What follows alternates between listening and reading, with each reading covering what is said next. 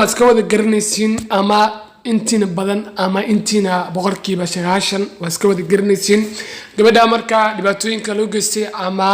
sida iyada YouTube-keeda ka sheegayso ama sida iyada social media ay ku soo faafisay ama iyada si u faahfaahinayso marka arintan dad fara badan ay ka falceliyay ama dad fara badan ba Soomaali si u badan boqolkiiba 80 ba ka falceliyay marka gabadha laakiin hadda waqti xaadirkan ama waddanka ku nooshahay ma garanayo laakiin in ka soo tagtay ama ay dhankaas iyo Malaysia ay wada ku noolaa jirtay ama dhankaas ay muuqaaladeeda ama dhankaas ay YouTube-keeda ka soo geli jirtay aan ogahay marka gabadha waxay ka sheekeynaysaa ama ay dib loo geystay ama dhibaatooyin loo geystay ayna dad badan ayna ka soo hadleen ama dad badan dhankeeda ahaan waayeen ama ay laga hiiliyay ama dad Soomaali idil boqolkiiba 80 ay ka wada hiiliyaan aad u dhaleecanaysa ama dhaleecan weyn u muujinaysa in ay YouTuberada Malaysia ka wada hiiliyeen garab istaag u muujin ay dibkeeda ama ka wada dibkeeda ay ku garab istaagin marka waana arin aad looga xumaado boqolkiiba boqol iyada marka waxay ka sheekanaysaa arrimo fara badan dad fara badan sida marka Malaysia joogtay la nooleed ama qoysas fara badan marka waxa dhigi karnaa gabadhan dibkii soo gaaray ama dhibaatooyinka la kulmatay waxay aad u sheekanaysaa in loo geysan rabay ama uu kufsan rabay wiil ay isla noolaayeen oo dhankaas in Malaysia taa umaleena marka dhacdaas ay neeshiis in ka dhici rabtay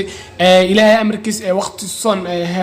soonka hadir ahayd sa umaleena soonka had in taa umaleena ama soon koray labaas mid waaye marka waxay ku sheegaysaa in ay si dirqiya ay ku badbaaday ama si inuu si ilaahay badbaadiyo si dirqiya ay ku badbaaday ka sheekanaysaa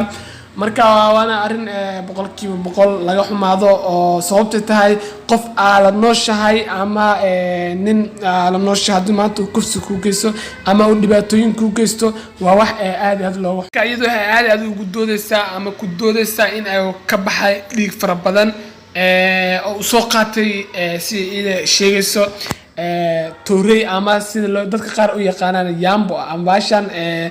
ariga ama waxyaabaas xoolaha lagu qalo marka waana qof bilaadan nool dhan la soo qaato waxa soo kala oo ama sababta taa meesha ma qalisid xayawaan ama xoolo ma qalisid laakiin waxa waa qof bilaadan aad u soo qaato waxyaabaas oo kala waana wax aad looga fiican yahay marka waxa leenahay waa kooda xunnahay hadana Soomaali idil boqolkiiba boqol waan dhigana arin laga naxo ama arin laga xumaado waaye sababtoo tahay gabar oo Justin